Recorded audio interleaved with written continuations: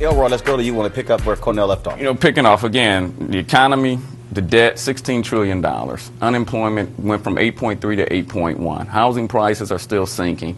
If this doesn't turn around, and which it will not turn around in the next 3 months, Michelle, you made a point, and I think it was a broad sweeping statement. You said Republicans don't have respect. I tend to disagree. That is the brand. That is the brand of today's Republican Party. It's a mess. Well, it depends on who's determining that brand or who's saying that's the brand. Well, I mean, if you've got Rush Limbaugh ostensibly as the main speaker for the Republican Party today, some of the statements that he makes ruin the Republican Party brand. I think there's a policy difference. I got to say this before I go to Joe. You talked about home prices. You go to mittromney.com, click issues. He has no plan for housing.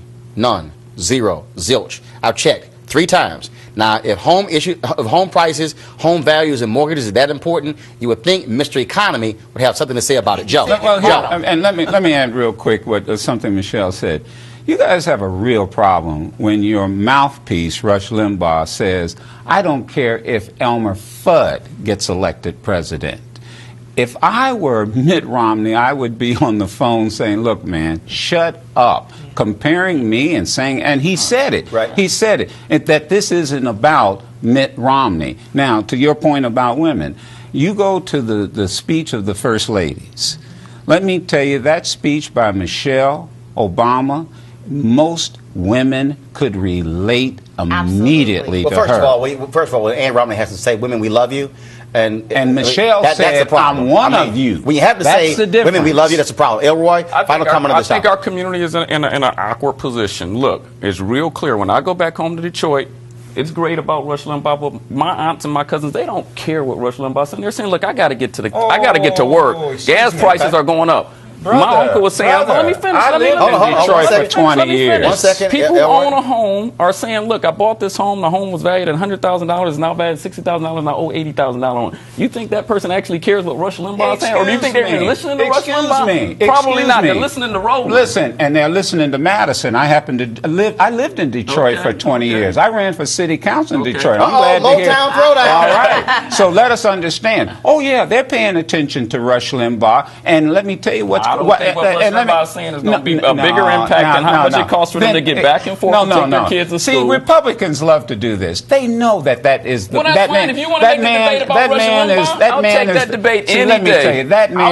you, that man is the mouthpiece of the Republican Party. And Mitt Romney doesn't have the courage to even call him and tell him, I'm not finished, tell him, look, I lived on the east side of Detroit.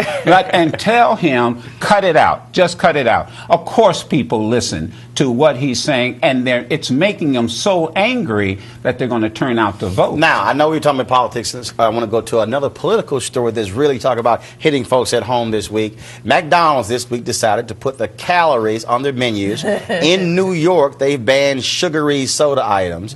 And what's interesting about this, you have people who say we are becoming a nanny state. Just curious to get your thoughts on, because this is one of Michelle Obama's biggest issues, and in fact, she has been pushing companies to do this. McDonald's did it voluntarily. So your thoughts on the First Lady's efforts to actually drive this issue, and it's causing a company like McDonald's to say, put the calories on your menu all across the country. As a mother, and a mother who I admittedly go through the drive-through of McDonald's with my kids, I love it. I think they should post the calories. I love what Michelle Obama is doing. I think what we really need to do, and she's beginning to push the effort, is to talk about food deserts and come up with private sector incentives to bring real grocery stores into low-income neighborhoods. Really quickly, I don't know if we're becoming a nanny state. I know we're becoming a fat state.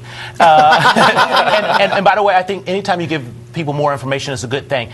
Give us the information so we can make the choices on our own. I want to know how much fat and how many calories in there, so I can make a choice. But do you still want a big gulp in New York? Because now you can't get one. I don't want a big gulp anywhere. I don't think they should. I mean, some of these policies, I don't think when we were talking about common sense. Look, if you tell somebody you got to get rid of a big gulp, just go buy 2 16 ounces. You're not stopping anybody from drinking 32 ounces or 38 ounces. Just buy 2. Well, the ban is unnecessary. If you ban one, it doesn't make sense. If you know what, give people the chance to just take a look at it and say, do I really want to do it? So you say you don't like what New York is doing by banning sugar. I don't like the ban, but I think that people should get all the information that they can. But most importantly, I think people people need access to healthy and affordable food. And if you're poor and live in a low-income neighborhood, you don't have a grocery store. Real quickly on the ban, I have a problem with the ban because I can't even smoke my cigar and walking through Central Park anymore. That's a problem in New York. I like that. I'm down with that. I like that. I'm allergic to smoke. Crazy. I can't stand smoke. That's a daddy state. No, forget that, Joe. I can't walk. Somebody who used to weigh 270 pounds and had comorbidities that included diabetes,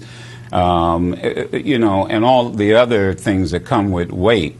I think you do whatever you can. One of the largest national security issues we have right now is the obesity in this country and our community. And we used to have it just the reverse. That's how we got food stamps. Right. Was because men were malnourished and the government stepped in. Well, actually, that's how we right. got the child, the breakfast at schools, it's because the military said in World War II, they were too skinny in the South. That's that's how we got the school nutrition. Now it's reversed. We're too fat, and folks can't make it in the military. So the government stepped in then.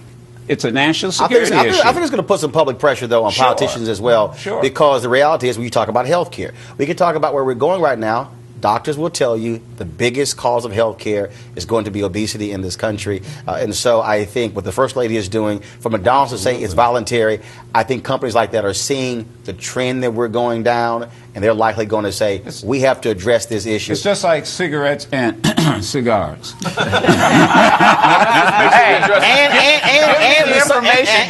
And we saw the report this week that the extensive taxes on cigarettes has played a significant role in decreasing the number of people, especially young folks, who are smoking in this country. Don't tell me I can't smoke in the park. That's all I'm saying. You can't smoke in the park. I'm telling you, as a black man to a black man, hell, you're going to die early if you keep smoking, so stop smoking. Cigars aren't going to kill me. It's going to be something else. Yeah, okay. Right. Whatever her name is. 1 second.